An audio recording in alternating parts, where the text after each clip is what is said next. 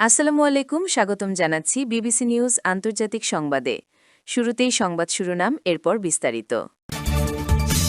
যুদ্ধবিরতি উপেক্ষা করে ইরানের নতুন হামলা চালাল ইসরায়েল।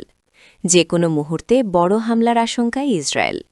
যুক্তরাষ্ট্রের প্রতি পূর্ণ অবিশ্বাস রেখে ট্রিগারে আঙুল রাখছে ইরান। যুদ্ধবিরতির খবরে তেলের বাজারে ধস কমল 16%। এখন বিস্তারিত। আপনি যদি ইসরায়েলের ধ্বংস চান এবং মুসলিমদের পাশে থাকেন, তাহলে ভিডিওতে লাইক করে চ্যানেলটি অবশ্যই সাবস্ক্রাইব করে দিবেন এবং আপনার মূল্যবান মতামত অবশ্যই কমেন্টে লিখে জানিয়ে দিবেন।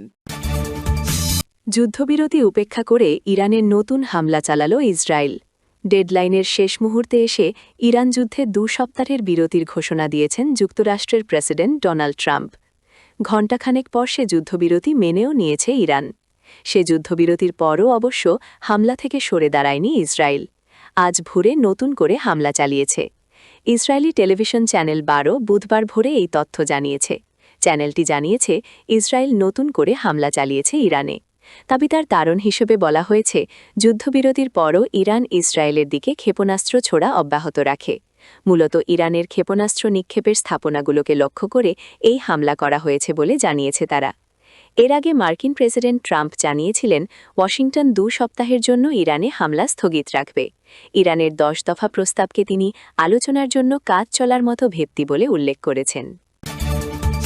যে কোনো মুহূর্তে বড় হামলার আশঙ্কায় ইসরায়েল ইরানের সঙ্গে চলমান সংঘাতের মধ্যে এক ভয়াবহ পরিস্থিতির মুখে দাঁড়িয়ে আছে ইসরায়েল। দেশটির সামরিক বাহিনী আইডিএফ আশঙ্কা করছে আগামী কয়েক ঘণ্টার মধ্যে ইসরায়েলের বড় বড় শহরগুলোতে ইরান বড় ধরনের মিসাইল হামলা চালাতে পারে। খবর আল জাজিরার। মঙ্গলবার 7 এপ্রিল দিনভর ইসরায়েলের মধ্যাঞ্চলীয় এলাকাগুলোতে একের পর এক মিসাইল ও রকেট হামলা চালানো হয়েছে। এই জনবহুল অঞ্চলই ইসরায়েলের প্রায় অর্ধেক মানুষের বসবাস। ফলে হামলার তীব্রতা বাড়লে ব্যাপক ক্ষতির আশঙ্কা করা হচ্ছে। শুধু মধ্যাঞ্চলই নয়, দক্ষিণ ইসরায়েলের গুরুত্বপূর্ণ শহর বীরশেবা এবং ডিমোনা এলাকা লক্ষ্য করেও অন্তত 2টি বড় ধরনের মিসাইল হামলার ঘটনা ঘটেছে। এর ফলে পুরো দক্ষিণাঞ্চল জুড়ে এখন উচ্চ সতর্কতা জারি রয়েছে। যুক্তরাষ্ট্রের প্রতি পূর্ণ অবিশ্বাস রেখে ট্রিগারে আঙুল রাখছে ইরান। পাকিস্তানের প্রধানমন্ত্রী ইরানকে জানিয়েছেন যুক্তরাষ্ট্র ইরানের 10 দফা পরিকল্পনাকে আলোচনার ভিত্তি হিসেবে মেনে নিয়েছে। এই সিদ্ধান্তের পর ইরান ইসলামাবাদে আমেরিকার সঙ্গে আলোচনায় বসার সিদ্ধান্ত নিয়েছে।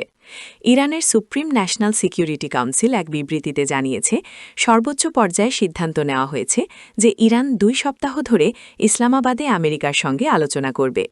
এই আলোচনা শুধুমাত্র ওই নীতিগুলোর ভিত্তিতেই হবে। আলোচনা শুরু হবে আগামী শুক্রবার 11 এপ্রিল।